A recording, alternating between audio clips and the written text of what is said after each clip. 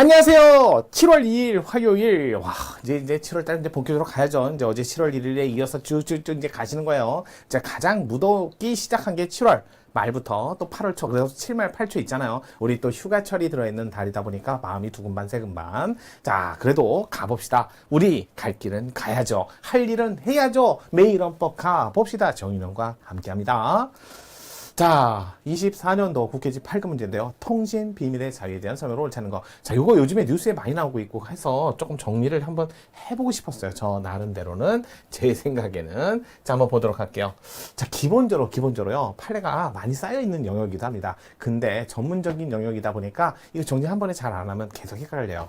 자, 기본적으로 통신 자료라는 게 있고요. 그 다음에 통신 사실 확인 자료. 다르죠. 통신 사실 확인 자료, 통신 자료. 다른 말이에요. 자, 이거는 통신한 당사자 인적사항이 포함돼요. 인적사항이라고 보시면 되고요. 인적사항이지 통신 내용은 아니에요.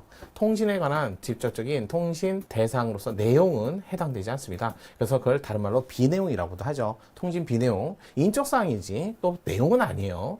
또 통신 사실 자료, 확인 자료는 또 뭔데요? 이거는 전화를 했었다 안 했었다, 몇 월 며칠 했었다 안 했었다.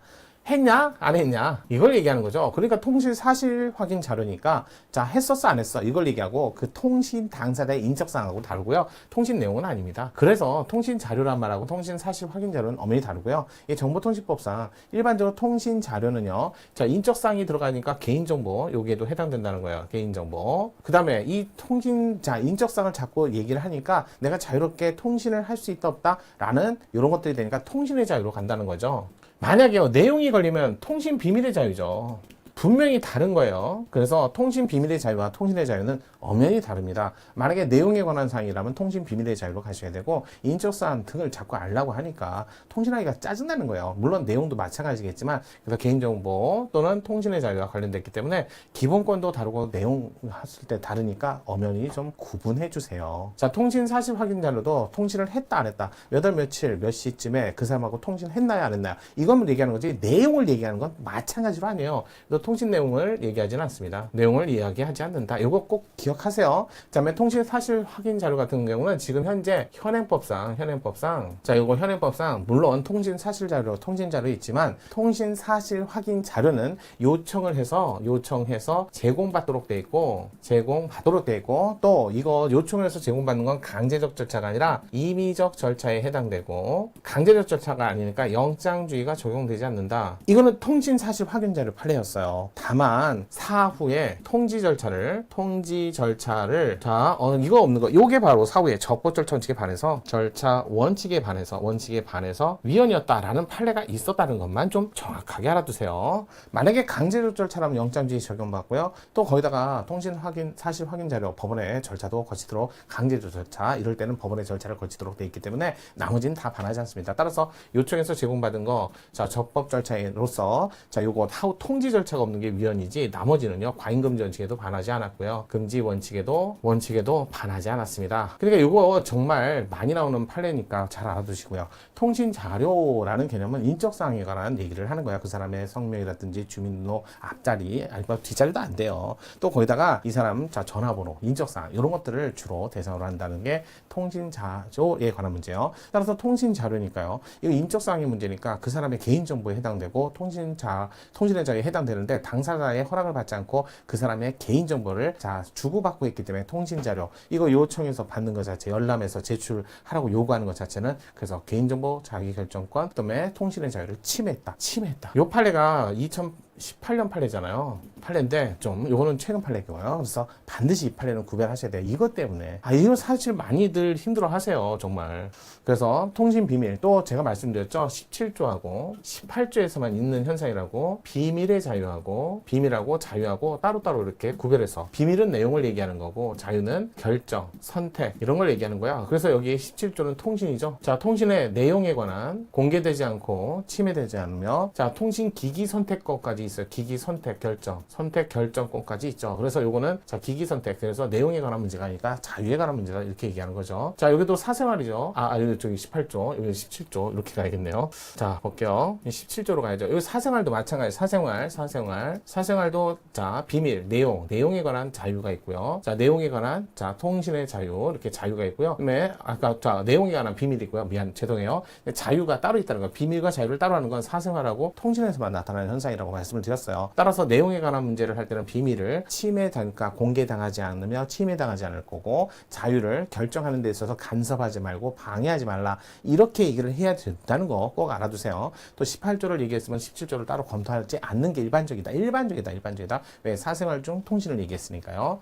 자 그런 기본적인 내용이야. 좀 설명이 좀 있어야 되고, 좀 많이들 힘들어하는 용어에 관한 문제를 반드시 한번은 설명을 해드리고 싶었어요. 자 한마디로 아까 얘기했던 통신 자료하고 통신 사실 확인 자료가 조금 다른 개념인데 둘 다 내용은 아니다. 비내용적. 따라서 비내용적인 면에서 일반적으로 비밀에 관한 문제는 아니었어요. 통신의 자유에 관한 문제인데, 다만 이제 인적사항일 때는 개인정보까지 같이 걸쳐 있다는 거 꼭 알아두세요. 물론 통신 사실 확인 자료도 관련성이 없는 건 아니지만 기본적으로 관금전칙, 적법절 전칙 이런 것들을 보는데, 다만 이제 사후에 통지 절차를 마련하지 않았기 때문에 적법적 전칙에 반한 거지 관금전칙에 반한 건 아니라는 거. 또 명확성 원칙이라든지 이런 건 반하지는 않았어요. 자 그걸 단도로 아마 낼 수 있어요. 그 두 개를 비교해서. 자, 비슷하게 자꾸 나오니까요. 한번 보세요.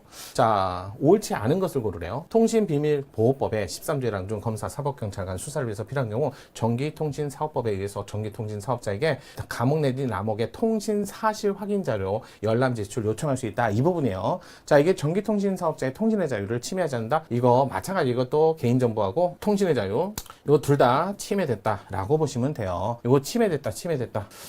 왜냐면 통신 사실 확인 자료, 통신 자료 이렇게 했는데 거의 뭐 비슷하게 쓰여 있어요. 근데 저 솔직히 말해서 여기도 인적사항이 아예 없는 것도 아니니까요. 그래서 기본적으로 통신 사실 확인 자료 열람 제출 요청할 수 있는데, 이게 법원에 어떠한 통제 절차 거치지, 통제하는 절차가 마련돼 있지 않았어요.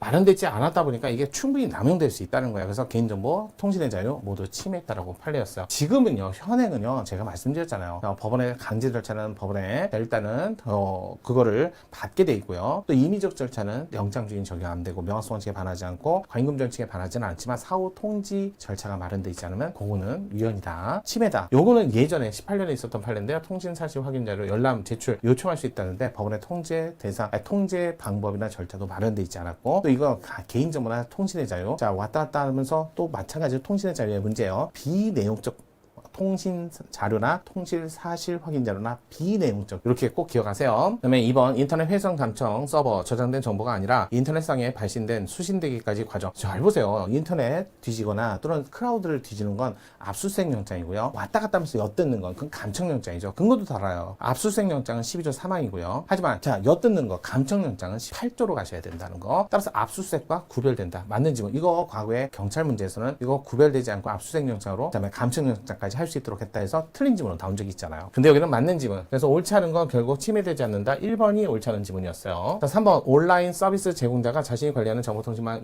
아동 청소년 이용 음란물을 발견하기 위해서 대통령령이 정하는 조치를 취하지 아니하거나 발견된 아동 청소년 이용 음란물 즉시 삭제하고 전송을 방지 중단하는 기술적 조치를 취하지 않은 경우 처벌해야죠. 이건 당연하죠. 침해하지 않는다. 4번 방송통신심의위원회가 주식회사 땡땡 외 9개 정보통신 서비스 제공자 895개 웹사이트에 대한 접속 차단 시정을 요구한 행위는 정보통신 서비스 이용자의 통신의 비밀을 침해하지 않는다. 이게 아무래도 뭐 법적인 제재에 해당되는 건, 그러니까 사이트 접촉 차단, 이게 이제 음란이라든지 불법 사이트 이런 것들 얘기하는 거니까 법적 절차를 거쳐서 따라서 통신 비밀의 자유를 침해하지는 않습니다. 자 이게 접촉 차단 시정을 요구하는 거지. 자 통신의 비밀이니까 뭐 마찬가지예요. 비밀은 내용적인 거니까 내용은 관계없다. 침해되지 않는다. 자 5번 통신의 자유란, 보세요. 통신 비밀이란 말하고 그냥 자유란 말이 나왔을 때 다르다니까. 비밀은 내용이에요. 자, 접촉 차단 시정을 요구하는 건 내용이 아니잖아요. 자, 그다음에 통신의 자유란 통신 수단을 자유로이 수단 이걸 얘기하는 거예요. 통신 자유는 자, 자유로이 이용, 의사소통할 권리. 이러한 통신 수단의 자유로운 이용, 자신의 인적사항을 누구에게 밝히지 않은 상태에서 통신의 수단을 이용한. 그 인적사항을 밝히지 말라고 돼 있잖아요. 아까 전에 1번 지문이 왜 틀렸는지 알겠죠? 자, 통신 사실 확인 자료나 통신 자료나 뭐 비슷하게 인적사항이 다 들어가니까요. 두 개 다 같이 요구하니까요. 두 개가 대부분 다 같이 요구해요. 다만 지금은 법원의 절차를 거치게 돼 있고 좀 통제받을 수 있는 마련돼 있고 절차가 마련돼 있고, 하지만 사후 통지 절차가 없는 거지. 사전 절차는 있는데. 그래서 위헌받은 거지. 지금 법이 잘 돼 있어요. 따라서 인적사항에 누구에게도 밝히지 않은 상태에서 통신수단을 이용할 자유, 즉 통신수단의 익명성도 포함됩니다. 그러니까 5번 지문은 맞는 지문인데 아까 전에 얘기한 대로 1번 지문 다시 한번 돌아가 볼까요? 1번 지문 보세요. 통신비밀보호법의 전기통신사업법에 의한 전기통신사업자에게 통신사실 확인 자료 또는 통신 자료 똑같이 이제 같이 청구하니까요. 근데 그러면 인적사항이 포함되어 있다니까요. 인적사항이 포함되어 있으니까 왜 그 사람 허락을 받지 않고 그 사람 정보를, 그래서 개인정보, 통신의 자유 반한다, 침해한다 이렇게 나왔던 거예요. 그래서 어떻게 보면 1번의 해설이 5번에 있는 꼴이죠. 근데 이게 같이 연결된 판례다, 같은 취지다 또는 이런 것들을 미리 공부 안 하면 시험자가 알기 어려워요. 자, 오늘 문제 정말 어렵지만 잘 정리하셔야 돼요. 정말 구분하기 힘들어 하시는 파트이기도 합니다. 자, 그러면 화요일이었습니다. 어렵지만 따라가시죠. 정인용이었습니다.